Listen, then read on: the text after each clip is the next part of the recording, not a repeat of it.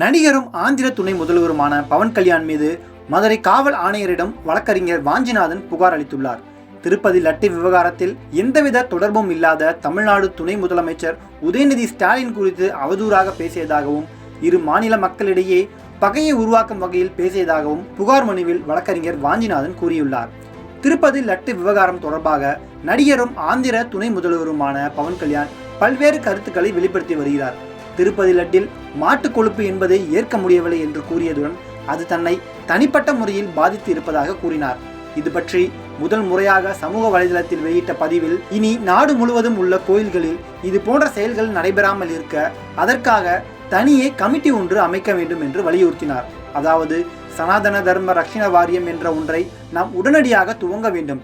சனாதன தர்மத்தை இழிவுபடுத்தும் வகையில் நடக்கும் இந்த விஷயங்களை முடிவு கட்ட நாம் அனைவரும் ஒன்றுபட வேண்டும் என்று வலியுறுத்தினார். சர்ச்சைகள் அதிகமான நிலையில் இரண்டாவது முறையாக திருப்பதி குறித்து பவன் கல்யாண் வெளியிட்ட பதிவில், நம்முடைய கலாச்சாரம், நம்பிக்கை மற்றும் பக்தி ஆகியவற்றின் மையமான ஸ்ரீ திருப்பதி பாலாஜி பிரசாதத்தில் அசுத்தத்தை பூத்துவதற்காக மேற்கொள்ளப்பட்ட தீய முயற்சிகளால் தனிப்பட்ட முறையில் நான் மிகவும் வேதனை அடைந்தேன். மேலும் இந்த விஷயத்தில் உண்மையை சொல்வதென்றால் நான் மிகவும் ஏமாற்றப்பட்டதாக உணர்கிறேன். வெங்கடேஸ்வர பெருமாள் கடவுளின் அருளால் நமக்கும் சனாதனிகள் அனைவருக்கும் இந்த துக்கமான தருணத்தில் நல்ல மனவலிமை தர வேண்டும் என்று பிரார்த்திக்கிறேன். இப்பொழுதே இறைவனிடம் பாவ மன்னிப்பு கோரி 11 நாட்கள் நோன்பு நோற்பதற்காக சபதம் எடுத்து வருகிறேன். 11 நாள் பரிகார தீட்சையின் பிற்பகுதியில் அக்டோபர் 1-2 தேதிகளில் திருப்பதி சென்ற இறைவனை நேரில் தரிசனம் செய்து பாவ மன்னிப்பு கோரி இறைவன் முன் எனது பரிகார தீட்சை நிறைவு செய்ய போகிறேன் என்று கூறியிருந்தார். துணை முதல்வர் பவன் கல்யாண் சமூக வலைதள பதிவில் கூறியபடியே திருப்பதிக்கு பாத யாத்திரையாக மலையில் நடந்து வந்ததுடன் 11 நாள் விரதத்தை திருமலையில் நேற்று நிறைவு செய்தார்.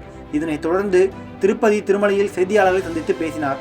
அப்போது பவன் கல்யாண் பேசுகையில், நான் ஒரு சனாதன இந்து என்று பெருமையாக கூறிக்கொள்கிறேன்.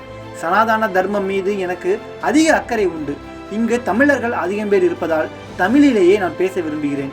தமிழகத்தைச் சேர்ந்த இளம் அரசியல் தலைவர் ஒருவர் சனாதன தர்மம் ஒரு வைரஸ் என்றும் அதனை கூண்டோடு அழித்திட வேண்டும் என்றும் பேசியிருக்கிறார். இப்படி அவர் மாற்று மதத்தை சேர்ந்தவர்களை பற்றி பேச அவரால் முடியுமா? உங்களால் அழிக்க முடியுமா? நீங்கள் தான் அழிந்து போவீர்கள் என பேசியிருந்தார். நடிகர் பவன் கல்யாண் பேச்சுக்கு தமிழகத்தில் எதிர்ப்புகள் எழுந்துள்ளது. திமுகவினர் பவன் கல்யாணுக்கு பதிலடி கொடுத்து வருகிறார்கள். இந்நிலையில் ஆந்திர துணை முதல்வர் பவன் கல்யாண் மீது மதுரை காவல் ஆணையரிடம் வழக்கறிஞர் வாஞ்சிநாதன் புகார் அளித்துள்ளார்.